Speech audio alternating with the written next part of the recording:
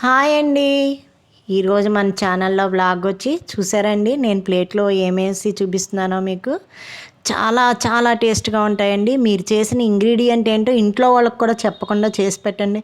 చూసారా, నేను చేసింది దొండకాయలతోనండి. దొండకాయలు కట్ చేయకుండా కూడా చేసుకోవచ్చండి. ఇవి నేను పెద్ద దొండకాయలు కాబట్టి 2 ముక్కలు చేస్తున్నాను. లేదంటే చిన్న దొండకాయలు అయితే డైరెక్ట్గా మనం మిక్సీలో వేసేసుకోవచ్చండి. ఇది ఆఫీస్కి వెళ్ళే వాళ్ళకి, ఇంట్లో పిల్లలతో హడావిడిగా ఉండే వాళ్ళకి చాలా ఈజీ రెసిపీ అనమాట అండి. సాంబార్లో తినచ్చు వీటిని, చక్కగా స్నాక్ కింద సాయంత్రం కూడా తినచ్చండి. చూసారా అండి, నేను ఆ దొండకాయలకి 2 పచ్చిమిరకాయలు వేసాను. నేను 1/2 కిలో దొండకాయలు తీసుకున్నానండి, అంతేనండి. దానికి 2 పచ్చిమిరకాయలు వేసాను, మిక్సీ అయితే పట్టేసాను. ఇప్పుడు అందులో ఏం కలుపుతానో చూడండి. ఫస్ట్ పసుపు వేసానండి, 1/2 టీ స్పూను. రుచికి తగినంత సాల్ట్ వేసాను. కారం కూడా యాడ్ చేశానండి.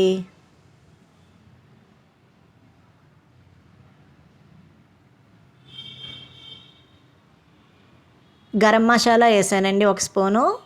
2 స్పూన్లు జొన్నపిండి వేసానండి, అదేనండి కార్న్ఫ్లోరు. ఇప్పుడు కరివేపాకు సన్నగా కట్ చేసి వేసానండి. అలాగే కొత్తిమీర కూడా వేసాను. అలాగే చిన్న ఆనియన్ కట్ చేసి వేసాను. ఇప్పుడు మొత్తం వీటిని కలుపుతున్నానండి. దొండకాయని మరీ పేస్ట్ కింద చేసుకోకుండా చక్కగా మీడియంగా మిక్సీ పట్టుకోండి. అసలు ఇది పెడితే అండి అసలు చాలా చాలా ఇష్టంగా తింటారండి ఈ స్నాక్. లాస్ట్ అల్లం వెల్లుల్లి పేస్ట్ 1 టీ స్పూన్ వేసానండి. మళ్ళీ దాన్ని చక్కగా కలిపేసుకొని ఇప్పుడు మనం డీప్ ఫ్రై చేసుకోవడమేనండి. ఎంత ఈజీ రెసిపీయో కదండి. అసలు టైం ఎంత సేవ్ అవుతుందంటే, దొండకాయ ముక్కలు కొయ్యాలంటే ఎంత చిరాకు పడతారంటే ఆఫీస్కి వెళ్ళే వాళ్ళు, అదిని ఇంట్లో ఎక్కువ పని ఉన్నప్పుడు కూడా చిరాకు వస్తుంది కదండి దొండకాయ ముక్కలు కొయ్యాలంటే. ఇలా చేసి పెట్టండి, అసలు దొండకాయ తినము అన్న వాళ్ళు కూడా ఇదేంటో తెలియక చక్కగా తినేస్తారండి. చూసారండి, నేనైతే చిన్న చిన్నగా వేసాను పునుగుల కింద. లో టు మీడియం ఫ్లేమ్లో పెట్టుకొని చక్కగా ఇలా డీప్ ఫ్రై చేసేసుకోవడమేనండి. ఎంతో ఎంతో ఈజీ రెసిపీ, మనకి స్పెషల్గా కూడా ఉంటుంది. ఇది సాంబార్లో తినచ్చు, రసంలో తినచ్చు, పులుసులు పెట్టుకున్నప్పుడు సైడ్ డిష్ కింద ఎలా అయినా తినచ్చండి.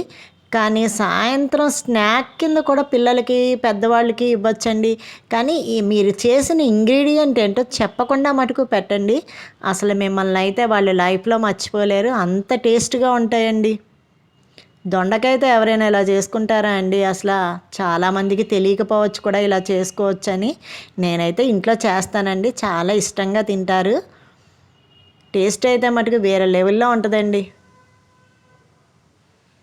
అలాగే మిగిలినవి కూడా నేను వేసేసుకున్నాను. ఇంకో రెండో వాయి కూడా తీసేసానండి.